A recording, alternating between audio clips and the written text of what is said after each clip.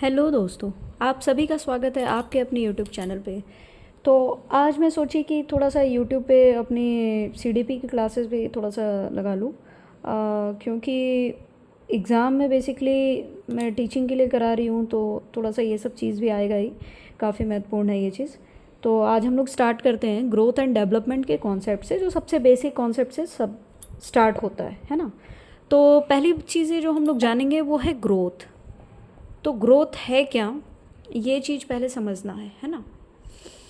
तो ग्रोथ में देखिए, ग्रोथ बेसिकली हम लोग जो जानते हैं कि क्या है, कोई बच्चा बढ़ रहा है, किसी की हाइट बढ़ रही है, साइज़ बढ़ रही है, वेट बढ़ रहा है, शेप बढ़ रहा है, यही सब चीज़ को हम लोग बेसिकली ग्रोथ कहते हैं। यानी ग्रोथ का जो कॉन्सेप्ट है वो क्या है, ये है क्वांटिटेटिव नेचर का, क्वांटिटेटिव नेचर का, जिसमें हम लोग क्या क्या देखते हैं, हाइट देखते हैं, है ना, वेट देखते हैं, साइज़ देखते हैं, शेप यदि बढ़ रहा है तो ये चीज़ देखते हैं, एट्सेट्रा। इसमें और भी चीज़ें आ जाती हैं।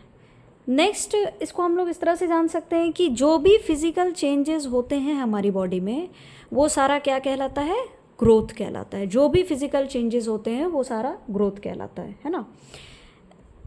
उसके बाद है, ये बहुत ही स्ट्रक्चरल चेंज होता है, मीन्स वैसा चेंज जो विजिबल है, मतलब जो दिख जाता है।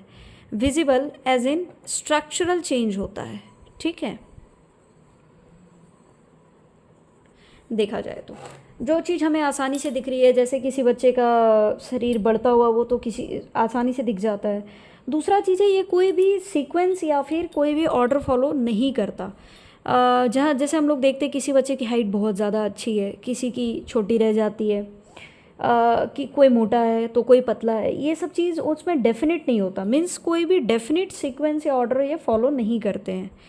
नो डेफिनेट सीक्वेंस और order is followed, no definite sequence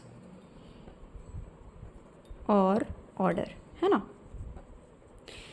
उसके बाद देखेंगे इसमें कि ये जो दिखता है हमें, ये तो आसानी से दिख रहा है, तो इसको हम लोग तो मेज़र भी कर सकते हैं। जैसे बोलते हैं ना कि वेट इतना केजी हुआ, हाइट इतना फिट हुआ, इतना इंच हुआ, ऐसे करके। तो ये चीज़ क्या है, ग्रोथ जो है वो मेज़रेबल है और विजिबल भी है, प्लस ये क्वांटिटी बेस्ड होता है। मतलब कुल मिलाकर तीन चीज़ें इसमें ज़्यादा समझ में आ जाएंगी कि ये क्वांटिटेटिव नेचर का है, ये विजिबल होता है, जो भी चीज़ें विजिबल हो रही है वो सारी चीज़ें, मतलब स्ट्रक्चरल जो भी है, स्ट्रक्चर मतलब फिजिकल चेंजेस जो भी हो रहे हैं, उसको हम लोग बेसिकली ग्रोथ कहेंगे, ठीक है। और जिसको हम लोग आसानी से मेज़र कर सकते हैं। अब आइए नेक्स्ट हम लोग आते हैं, अब डेवलपमेंट के ऊपर बात करते हैं। तो डेवलपमेंट यदि एक लाइन में जाना चाहे तो क्या है कि जो हम लोग यदि किसी चीज़ पे डिपेंडेंट थे, डिपेंडेंट से यदि हम लोग इंडिपेंडेंसी की ओर बढ़ रहे हैं, तो वो डेवलपमेंट है। मीन्स डिपेंडेंसी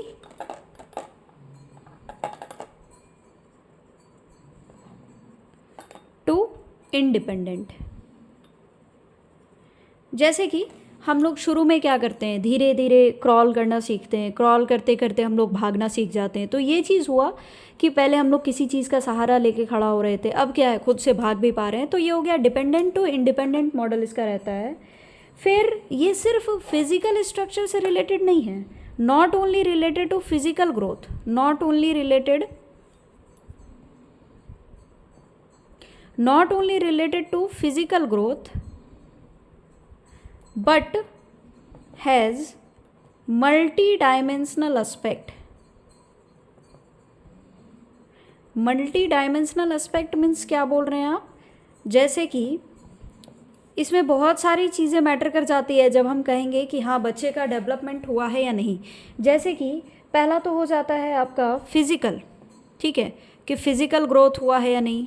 फिर हम लोग इसमें देखते हैं कि कॉग्निटिव, कॉग्निटिव मीन्स बुद्धि, बुद्धि से रिलेटेड जो भी हुआ हो गया कॉग्निटिव, समझ। फिर हो गया सोशल, कि वो अपने आसपास में समाज में कैसा बिहेव कर रहा है, नहीं कर रहा है। फिर इमोशनल मीन्स वो किसी बात पे कैसा रिएक्ट करता है, किसी चीज़ पे कितनी समझ दिखाता है। तो इन सब बातों को कुल मिलाकर जब ये सारी चीज़ें एक बच्चे में आ जाती हैं, सारी डेवलपमेंट हो जाती है, तब हम लोग कहते हैं कि हाँ इसका ओवरऑल डेवलपमेंट हो गया। इसका जो प्रोसेस है ये होता है जन्म से लेके मरने तक, ठीक है, यानी वुम्ब टू टुम्ब इसका प्रोसेस चलता है, ये कंटिन्यूअस प्रोसेस है, वुम्ब टू टुम्ब चलता है, दैट इज़ कंटिन्यूअस प्रोसेस है, ठीक है,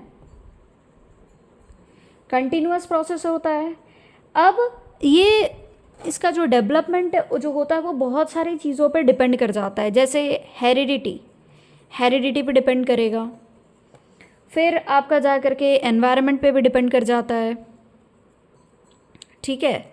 हेरिडिटी एज इन मीन्स उसके पूर्वजों का क्या था, कैसा था। जैसे हम लोग देखते हैं ना कि बहुत बारी क्या होता है कि कोई बच्चा बहुत तेज़ निकल जाता है तो हम लोग बोलते हैं कि अरे ये तो अपने पूरे फैमिली पे गया है या अपने माता पिता पे गया है। कभी किसी बच्चे का हाइट अपने पापा पे चला गया या मम्मी पे चला गया तो उससे हम लोग कंपेयर करते हैं। तो ये चीज़ हो गया हेरिडिटी से रिलेटेड एंड जेनेटिकल एस्पेक्ट, ठीक है। अब हम लोग जानते हैं कि डेवलपमेंट से सिर्फ ये नहीं समझना है कि सारा चीज़ सिर्फ प्रोग्रेस ही होगा, प्रोग्रेस के साथ साथ रिग्रेस भी होता है, मीन्स वो डिक्रीज़ भी होता है। जैसे कि हम लोग देखते हैं कि जब हम लोग बचपन से जब हम लोग एडल्टहुड तक आते हैं तो बहुत सारी चीज़ें, फिर जैसे जैसे बुढ़ापा पे हम लोग जाते हैं वैसे ही हमारी स्मरण शक्ति भूलने लगते हैं हम लोग, वो कमज़ोर होते जाती है, हम लोग बहुत मुश्किल से चल पाते हैं, है ना। तो कुछ चीज़ जब बढ़ रहा है तो वो एक टाइम पे आके वो घटता भी है। इसलिए development is not only related to progression, it is also related to regression, not only progressive but regressive, not only progressive but regressive भी होता है ये, ठीक है। अब बाकी सारी चीज़ें इसमें क्या है कि ये प्रेडिक्टेबल चेंज होता है इसमें।